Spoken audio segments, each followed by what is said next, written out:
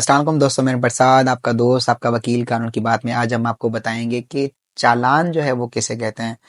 अमूमा बहुत से लोग वक्तन बवक्तन ये सवाल पूछते रहते हैं, तो मैं उनको बताता रहता हूँ कि चालान किसे कहते हैं। कुछ दिन पहले हमारे एक नए एसोसिएट हैं अर्जुन बागड़ी, तो अर्जुन ने पूछा कि सर चालान जो है वो किसे कहते हैं। तो हम ऑफिस से निकल ही रहे थे, मैंने कहा चलो मैं आपको बताते चलता हूँ। तो उसने कहा नहीं सर ऐसे नहीं, मुझे बैठ केस पे समझाइएगा, पूरा मुझे डिटेल में बताइएगा कि चालान जो है वो क्या होता है। तो पिछले 5-6 दिनों से इतना बिजी अपने काम में और फिर कोर्ट में रश ऑफ वर्क, फिर लोगों से मिलना, ऑफिस पहुंचते फिर ऑफिस का काम और कभी क्लाइंट आ जाते, तो मैं अर्जुन से कोऑर्डिनेट नहीं कर पाया, उसको नहीं बता पाया कि चालान क्या होता है। तो आज संडे का दिन था, थोड़ा टाइम था, तो मैंने कहा वीडियो बना लेते हैं ताकि बाकी दोस्त भी वो फ़ायदा उठा सकें। देखें, एक्चुअली अगर हम चालान की बात करें तो चालान पूरे सीआरपीसी में, क्रिमिनल प्रोसीजर कोड, जहां पूरा प्रोसीजर बताया गया कि किस तरह से एफआईआर कटनी है, किन सेक्शन के तहत एफआईआर कटनी है। और फिर चालान, जिसको हम बार बार चालान कहते हैं, एक्चुअली वो सेक्शन 173 सीआरपीसी अगर हम पढ़ें तो उसमें बात की गई पुलिस रिपोर्ट की। पूरे सीआरपीसी में चालान लफ्ज़ का कहीं कोई जिक्र नहीं है, लेकिन अमूमा पाकिस्तान में हम जहाँ रहते हैं तो यहाँ पुलिस रिपोर्ट को चालान कह के हम बुलाया करते हैं। तो जहाँ भी जिक्र हो चालान का, पुलिस रिपोर्ट का या फाइनल रिपोर्ट का, तो हमें ये समझना है कि हम सेक्शन 173 की बात कर रहे हैं। अब देखें, मैं अपने जो कानून के हमारे जो शागिर्द हैं, जो लॉ के स्टूडेंट्स हैं या जो हमारे यंग वकला हैं, बल्कि मैं चाहूँगा कि पाकिस्तान के हर शहरी को ये पता होना चाहिए कि जब भी कोई एफआईआर दर्ज होती है, उसका जो प्रोसीजर बताया गया सेक्शन 154 सीआरपीसी में बताया गया फर्स्ट इन्फॉर्मेशन रिपोर्ट का, और एफआईआर दर्ज होने के बाद कोर्ट में फाइनल रिपोर्ट जमा होने तक, पुलिस रिपोर्ट जमा होने तक, जो सेक्शन बताए गए रेलिवेंट, वो 154 से लेके 173 तक बताए गए कि आयु ऑफ द केस के पास फिर क्या इख्तियारात हैं, किस तरह से आयु ऑफ द केस ने इस केस को मज़ीद तफ्तीश करना है, गवाहों के बयानात किस सेक्शन में लेने हैं, गवाहों को नोटिस किस सेक्शन में भेजना है। और फिर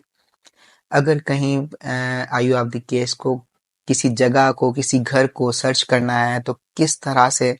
कंसर्न मजिस्ट्रेट से परमिशन लेनी है, क्या प्रोसीजर होना चाहिए, वो सारी डिटेल जो है वो सेक्शन 154 से लेकर 173 तक बताई गई।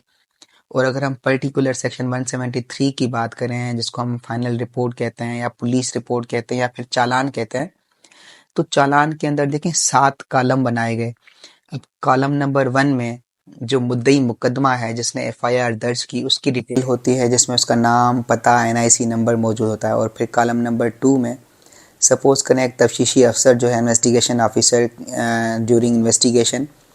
वो ये समझता है कि फ़लाँ मुलजिम के ख़िलाफ़ जो है वो पर्टिकुलर शवाहिद नहीं हैं या ये मुलजिम इस क्राइम में मुलविस नहीं है, तो पुलिस जो है उसको उस ऑफेंस से बरी जब ज़िम्मा करती है, तो पुलिस उसका नाम कॉलम नंबर 2 में ब्लू इंक से लिखती है कि इन मुलजमान के ख़िलाफ़ पर्टिकुलर शवाहिद नहीं मिले। फिर वो रिपोर्ट एक बना के 169 की बिफोर दी कोर्ट जो है, कंसर्न कोर्ट के रूबरू पेश करती है। फिर फाइनल डिसीजन उस रिपोर्ट पे कोर्ट ने ही लेना है, कंसर्न मजिस्ट्रेट ने ही लेना है, लेकिन पुलिस जिनको बरी ज़िम्मा करती है उस ऑफेंस से, उसका नाम जो है वो कॉलम नंबर 2 में ब्लू इंक से लिखती है। फिर उसी कॉलम नंबर 2 में जो मुलजमान सपोज़ करें जिन्होंने तफ्तीश ज्वाइन नहीं की या मफरूर हैं या भागे हुए हैं, मुल्क से बाहर भाग गए हैं या मुल्क के अंदर ही कहीं छुपे हुए हैं, पुलिस के पास वो नहीं आए या पुलिस उनको गिरफ़्तार नहीं कर पाई, तो पुलिस उनका कॉलम नंबर 2 में रेड स्याही से उनका नाम लिखती है। फिर कॉलम नंबर 3 में उन मुलजमान का नाम लिखा जाता है जिनको पुलिस ने गिरफ़्तार किया हो, जिनके ख़िलाफ़ पुलिस ने इन्वेस्टिगेशन अंडर प्रोसेस हो, या पुलिस ने जिनको मुलजिम डिक्लेयर किया हो और वो पुलिस की कस्टडी में हो, तो उनका नाम जो है वो कॉलम नंबर 3 में आता है। फिर कॉलम नंबर 4 में उन मुलजमान का जिक्र किया जाता है जिनके ख़िलाफ़ केस बनता हो, लेकिन कोर्ट ने या तो उनको कबल अज़ गिरफ़्तारी बेल दी हुई है या गिरफ़्तारी के बाद बेल दी हुई है, तो कॉलम नंबर 4 में उन मुलजमान का नाम लिखा जाता है। और फिर कॉलम नंबर 5 में माल मुकदमा का जिक्र किया जाता है। सपोज़ करें किसी क्राइम में पुलिस ने कोई सीसीटीवी कैमरा कोई फ़ोटोग्राफ या कोई वेपन, क्राइम वेपन रिकवर किया हो, या फिर कोई से कोई खोल बरामद किए हों, या सपोज़ करें कोई गाड़ी स्नैच हुई, पैसे रिकवर हुए, कोई पर्स, कोई NIC, व्हाट्सएवर उस क्राइम में जो चीज़ें रिकवर हुई, जो माल मुकदमा रिकवर हुआ, उसका ज़िक्र कॉलम नंबर 5 में किया जाता है। फिर कॉलम नंबर 6 के मुद्दई मुकदमा के कौन से गवाह हैं, सपोज़ करें एक मेडिकल लीगल ऑफिसर है, मुद्दई मुकदमा है, फिर कोई आई विटनेस हैं या कोई हेयर से विटनेस हैं, जो प्रोसिक्यूशन की तरफ से पेश होने वाले जो गवाह हैं, तो आइए उन गवाह का जो है नाम, पता, एड्रेस जो है वो कॉलम नंबर 6 में बताता है कि ये इस केस के गवाह हैं जो मज़ीद कोर्ट के बुलाने से कोर्ट में पेश होकर कोर्ट में अपना बयान दर्ज कराएंगे।